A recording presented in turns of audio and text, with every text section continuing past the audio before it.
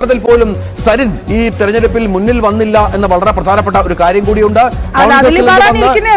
കോൺഗ്രസിൽ നിന്ന് വന്ന് ഇടതിന്റെ ഭാഗമായി മാറി വലിയ മത്സരം കാഴ്ചവെച്ചു എന്ന് ആത്മവിശ്വാസം പ്രകടിപ്പിച്ച പാലക്കാട് പോലെ ബിജെപിയും കോൺഗ്രസും തമ്മിൽ പോരാട്ടം നടത്തുന്നിടത്ത് വലിയ പ്രതീക്ഷയോടുകൂടി അവതരിപ്പിച്ച സ്ഥാനാർത്ഥി സരിൻ ഇപ്പോഴും മൂന്നാം സ്ഥാനത്തേക്കാണ് എന്ന കാര്യത്തിൽ സംശയമില്ല.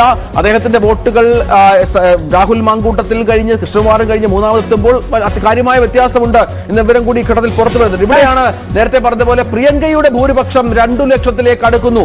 1,99,117 വോട്ടുകൾക്ക് മുന്നിലാണ് പ്രിയങ്ക ഗാന്ധി. അൺപ്രഡിക്റ്റബിളായി വയനാട്ടിൽ ഒന്നുമില്ല. ഈ പറഞ്ഞ പോലെ 4 ഭൂരിപക്ഷമോ 5 ഭൂരിപക്ഷമോ UDF പ്രതീക്ഷിക്കുന്ന പോലെ 5ലേക്ക് പോകുമോ? ഒരിക്കൽ കൂടി പാലക്കാടിലേക്ക് പോകുമ്പോൾ പിരായിരി മാത്തൂര് എനിക്ക് തോന്നുന്നു പിരായിരി എണ്ണിക്കൊണ്ടേയിരിക്കുകയാണ് ഇപ്പോൾ എന്നാണ് നമ്മൾ ഈ കാണുന്നത്. പുതിയ വിവരങ്ങൾ വരുന്നില്ല. പക്ഷെ പിരായിരി എണ്ണിക്കൊണ്ടിരിക്കുകയായിരിക്കും, ഒറ്റയടിക്കായിരിക്കും വരുന്നുണ്ടാവുക. അങ്ങനെയാണ് ഈ കഴിഞ്ഞ തവണ 3 പഞ്ചായത്തിലും പിരായിരിയിലാണെങ്കിലും മാത്തൂരാണെങ്കിലും കണ്ണാടിയിലാണെങ്കിലും 3ാം സ്ഥാനത്താണ് NDA നിന്നത്. അത് ഇത്തവണ 2ാം സ്ഥാനത്തേക്ക് വരുമെന്നാണ് സി കൃഷ്ണകുമാർ പ്രതികരണം വന്നിട്ടുണ്ട്. പാലക്കാട് നഗരസഭയിൽ BJPയുടെ അടിത്തറ കോൺഗ്രസ് ഇളക്കി എന്ന പ്രധാനപ്പെട്ട ഒരു പ്രതികരണം സന്ദീപ് വാര്യരുടെ ഭാഗത്ത് വന്നിട്ടുണ്ട്. നേരത്തെ അപർണ പറഞ്ഞ പോലെ ചിരിക്കുന്നത് കൂടുതൽ ഒരുപക്ഷെ ചിരി കൂടുതൽ സന്ദീപ് വാര്യരായിരിക്കും. പാലക്കാട് നഗരസഭയിൽ BJPയുടെ അടിത്തറ കോൺഗ്രസ് ഇളക്കി എന്ന വളരെ പ്രധാനപ്പെട്ട ഒരു പരാമർശം സന്ദീപ് വാര്യർ നടത്തിയിരിക്കുന്നു. അദ്ദേഹത്തിന്റെ പ്രതികരണം ഇപ്പോൾ വന്നിട്ടുണ്ട്. നമുക്കറിയാം കോൺഗ്രസിലേക്ക് ചേക്കേറിയ സന്ദീപ് വാര്യരുടെ വിജയം കൂടിയായി ഒരുപക്ഷെ ഇതിനെ വ്യാഖ്യാനിച്ചേക്കാം. വലിയ രീതിയിലുള്ള സോഷ്യൽ മീഡിയ അറ്റാക്കുകൾ സന്ദീപ് വാര്യർക്കുണ്ടായിരുന്നു. സൈബർ ആക്രമണം സന്ദീപിനെ മുന്നിൽ നിർത്തി ഈ യുദ്ധം നയിക്കുന്നതൊക്കെ ഏത് തരത്തിലാണെന്നൊക്കെ രീതിയിലുള്ള വളരെ മോശം പ്രതികരണങ്ങളൊക്കെ ഉണ്ടാകുന്നു.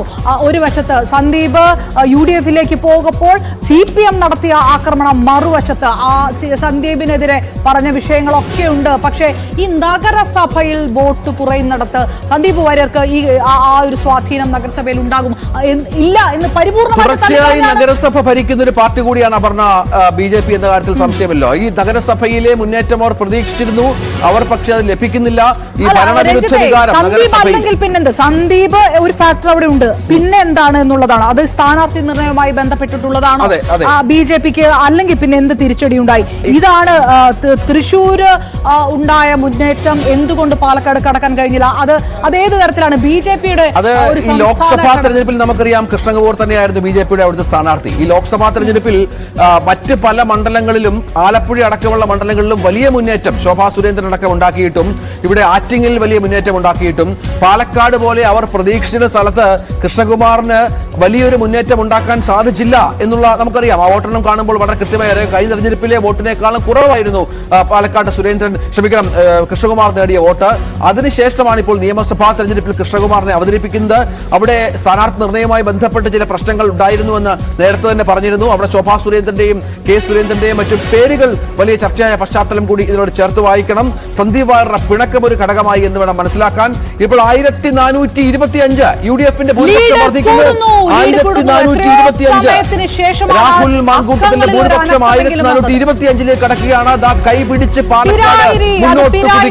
അത് പിരായിരി തന്നെ. കഴിഞ്ഞ തവണ ഈ ശ്രീധരനെ മലർത്തിയടിച്ചുകൊണ്ട് ഷാഫി പറമ്പിലിന് ലീഡ് നില കൂട്ടിക്കൊടുത്ത പിരായിരി എണ്ണുമ്പോൾ ഇനിയും കൂടും. ഇനി ഷാഫി നേടിയ 3000 പരമുള്ള 7 റൗണ്ടുകൾ പൂർത്തിയായി ഇപ്പോൾ നമുക്ക് ലഭിക്കുന്ന കണക്ക്. 7 റൗണ്ടുകൾ പൂർത്തിയായപ്പോഴാണ് രഞ്ജിത്തെ 7 റൗണ്ട് പൂർത്തിയായപ്പോ അതായത് മുനിസിപ്പാലിറ്റി പിരായിരി കേറാൻ പോകുമ്പോഴേക്കുമാണോ ഈ ലീഡ്?